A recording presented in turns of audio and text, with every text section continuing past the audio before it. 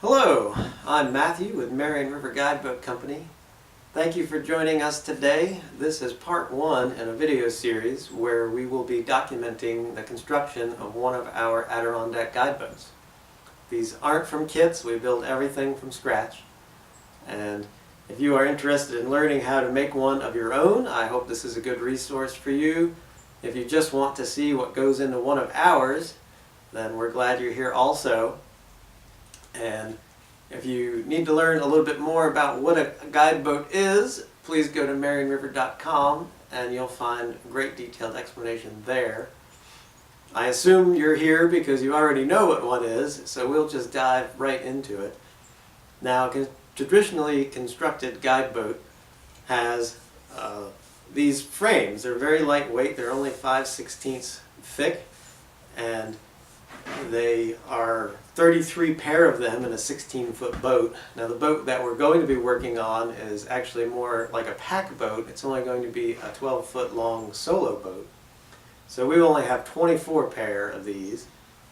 And the reason they come in pairs is that traditionally they would have taken these out of the root of a spruce tree. And so you could see how that curvature would follow the curve of a root. And of course the reason they did that was so the grain would follow that curvature and try to lend as much strength as possible. And so you had to have two opposite ones to match that. Now we build ours up from laminations because I believe that it makes for a much stronger rib. It's virtually unbreakable under normal conditions. And also I don't have access to spruce trees here in North Carolina, so we build them this way, and it's the only part that we deviate from tradition. But I think it's actually an advantage, not a disadvantage. And so we'll show you how these come up from laminations. I use cypress instead of spruce because I try to source things locally. And I don't know, I think making a cypress boat puts a little bit of a southern flair on a Yankee craft. But so you'll see that each one of these ribs, as delicate as they are, or as delicate as they seem, I should say, they start out life as a piece of 8/4 by 6-inch cypress. And so we try to get a nice clear piece of cypress, and I will rip this down into slats this thick, or thin I should say. They're only 1/16 of an inch thick, and as you can see they are extremely flexible. We don't ever need to bend them this much, but you can see that it can take it. The reason it's as wide as it is that for most of the ribs you need 2 pair of each one to make the boat, because it's a double-ended boat and symmetrical. So in this way I can get all 4 ribs out of one piece so that they're perfectly matched to one another as far as tension and strength. And that's important because if they had different tensile strengths to them, then the boat could form a little unevenly. And so out of this monster block of wood, after we're done ripping it down, this is all that we're left with, is this stack. And so most of it ends up as sawdust, which may seem a little unfortunate. You can get a narrower kerf saw blade that removes less material, but I have found that the thinner blades are more tend to deviate, and so you'll, on a thin slat like this, you could get to be uneven from one side to the other, and when you stack up 11 pieces that it takes to make a rib, one side could end up being thicker or thinner than the other, and we don't want that. So, and as you can see, that stack is still very flexible together. This will get pressed into a form that exactly matches the shape of the rib we need, and that will be epoxied and pressed, and we'll show you that in just a few minutes. Okay, I have our saw set up here to take a 1/16 inch cut, which is going to be the thickness of the slats we need to make these laminated ribs. And so the first thing you're going to want to do is you want to get your board level. And so this had some twist to it when I got it from the lumber yard. I've already stood a skim surface plane to get it so it doesn't really rock anymore. And that's going to be important to getting nice, evenly spaced slats over the entire length. I've got some safety stuff here I'm going to put on. Just as a disclaimer, what I feel is safe for me may not be what's safe for you. So I always want you to practice the appropriate woodworking techniques to keep all your fingers in place. And so don't necessarily do what I do, do what you need to do to be safe. Alright, so let's put on some stuff here.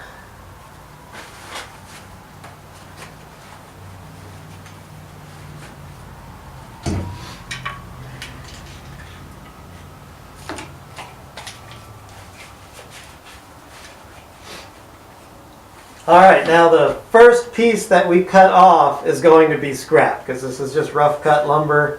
There's no point in salvaging it. Generally speaking, if your board has any bow to it, you're going to want to keep that toward your fence. And yeah, so that first piece is going to be scrap, and then we should be able to get good pieces after that.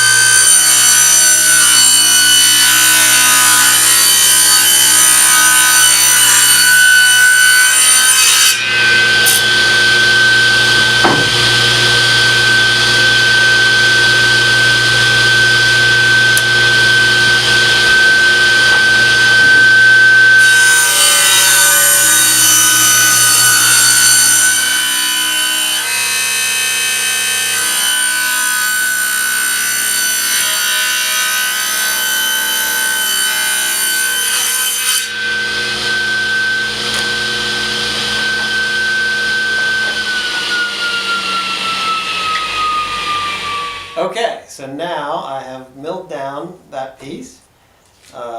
This is all that I was not able to cut. It got a little too thin. And so that's really the only scrap we have. And we use it as kindling to start the fire, so nothing goes to waste. So you can see we've got our stack here. Now, one thing I do before we start gluing these, I will take them, now these are all oriented just how they got cut out of the piece. So, in other words, it's just like it was a solid block of wood. The grain is all exactly the same. So what I do is I will take them and I'll take one and then I will flip it, and then the next one, and then flip it. And what this does is any deflection or deviation that might have had either levelness of the blade or wiggle in the wood, what it does is it balances that out. It also alternates the grain of the wood a little bit so that when it's all glued together, it makes it a little bit stronger because nothing's lining up quite right. And it'll prevent, it will resist splitting when you screw the planking into the boat. And that's an important thing to have. So we'll just flip all these.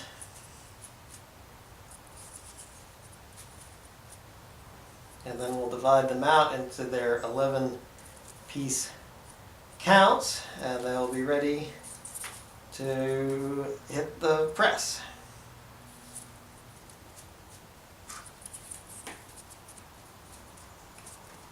Alright, so there we have it. And there's enough here to make three sets, or 3 sets of 2 pair. So six pairs of ribs all together. And so now let's take them to the press. Alright, I'm ready to take you through the process of actually gluing up these laminations. We're having a little bit of a snow day here in North Carolina, so I've brought everything inside, and because temperature is very critical when it comes to epoxying things. Those temperature ranges listed on the cans are not really a suggestion. If you are not within the right range, then you're not going to get a good cure and consequently not a good bond. And if you don't get a good bond, then these will delaminate and you're going to make a crappy boat. So we don't want that. Now I've got everything laid out that we need. As with any project, it's always nice to keep all your tools at hand so you don't have to go running around and when you're in the middle. And that's even more important when you're epoxying, because you're going to have sticky fingers and you don't want to have to go running around looking for tools. So we have our slats that we cut out on the table saw. I've got them all grouped together here in bundles of 11 pieces, which is how many I glue up to make a rib. They have all been cleaned since they came off the saw, which obviously is important whenever you are gluing something. The saw marks are not an issue. Actually, they're helpful. So there's no need to sand these or clean them up. You actually want that rough kind of finish because it will help make a better adhesion. And remember, we flip the grain back and forth to so that the grain doesn't line up. That way it produces a stronger lamination. If you really want to get crazy, you can shuffle them all together and mix and match pieces from different parts of the lumber. I haven't found that it's necessary to go to that length. But you do want to at least rotate within the same piece of wood. A couple of key things that I have found help make this process go a little better. Wax paper. Wax paper is your friend. I like to work on a sheet of wax paper because this will get gunked up with epoxy, and then you can just pull it off and toss it away and lay down a fresh sheet for the next piece of laminate you're working on, and you're not getting your table all gunked up. I also line my form with wax paper because that helps make a really easy release. We've got clamping blocks. These are actually vinyl trim for a house that actually the workshop that I make my boats in. This is leftover trim from the siding pieces, and the epoxy really doesn't adhere very well to this, so it makes a great clamping block. And I just leave the wood grain out so you're not pressing that pattern into your wood. You can see here, this is what a glued up piece looks like. It's wide enough that you can get four ribs out of each one, which is what you need to make a boat. I have this big chunk of wood on here because I like to create the foot, for lack of a better term. Like, this part is what meets the bottom board of the boat. It sits on there, and your laminate doesn't come all the way there. So you have this little corner, and I have found in the past that with laminating down to that little corner, you can actually experience some delamination right there. So I actually make a solid foot. Some people do laminations with success. I just prefer to do it this way. It does make a little more waste of material, but that's just how I do it. And so this is the pattern that I lofted from the drawings from an original guide boat. So this is a pattern for the first rib, middle rib. And so I use that to create my form. And then from the form, everything else evolves. And alright, so we'll go glue these up. I'll get some gloves on and we'll come right back and show you how this is done. Okay, we're back, and I'm going to start gluing these up. I've already mixed up the epoxy. I prefer to use West System, the 105 resin with 206 slow hardener. I found the slow hardener obviously because it takes a while to glue all these up, and So you don't want a fast hardener, you're going to get yourself in trouble. Now the slow hardener really gives you just enough time to get all these glued. I put this on fairly heavy because this way I don't have to apply it to both sides. I can just apply it to one side of each piece. And I only mix up enough epoxy to get through about 1/3 of the slats because it will start to get a little thick, and it's a little easier to kind of mix as you go. And we'll get through this. I'll fast forward through a lot of the monotony here, but I just wanted to show you the basic gluing up of the first couple. And it is a little boring, and it takes a lot of time to do all the ribs for one boat. The ribs, I mean, everything about a guide boat takes a long time, so that's just something you will have to embrace if you want to make one. They don't get made in a hurry, but that's also part of the joy of making a traditional Adirondack guideboat. Alright, so I have all the slats are epoxied together. I'm going to epoxy my foot.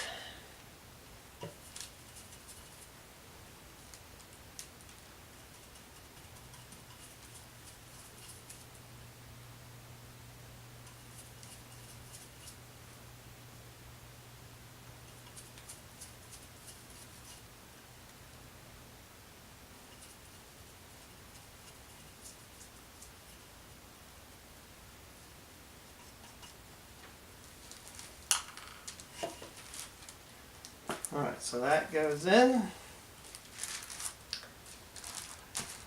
This gets mounted like so, and I would typically will start from the middle, and I want to space this out a little bit. I used to take this out of narrower stock, but I've started going to a wider stock, but my forms are still narrow. Eventually I will make new ones, but these seem to work, so.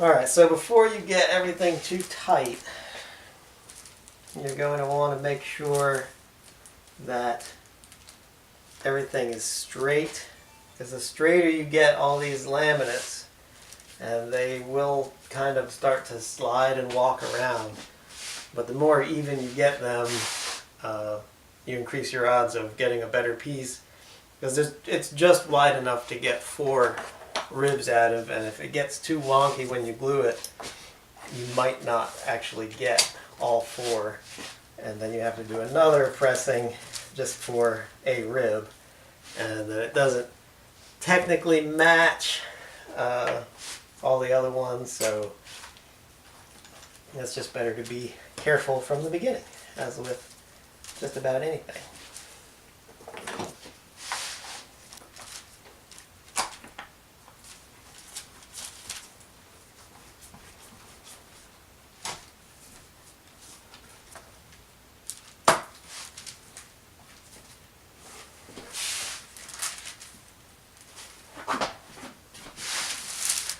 Alright, so there you have. This is all glued and ready, and you'll want to just go through and make sure everything is even, that it's not sitting any cattywampus or anything like that. Now this is a 24-hour cure, so we won't be able to take this out of the form until tomorrow, which is why if you want to do this with any kind of speed, you need a lot of clamps to glue up as many as at one time as you can, and I've got a lot of clamps. So thank you for tuning into this section, and after these are dry we'll take them out and I'll show you how to cut them out into ribs and shape them. Yeah, again, make sure everything is tight. tight. You want it tight, but not too tight.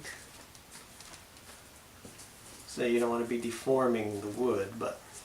So we're all good. Thank you, and we'll see you next time.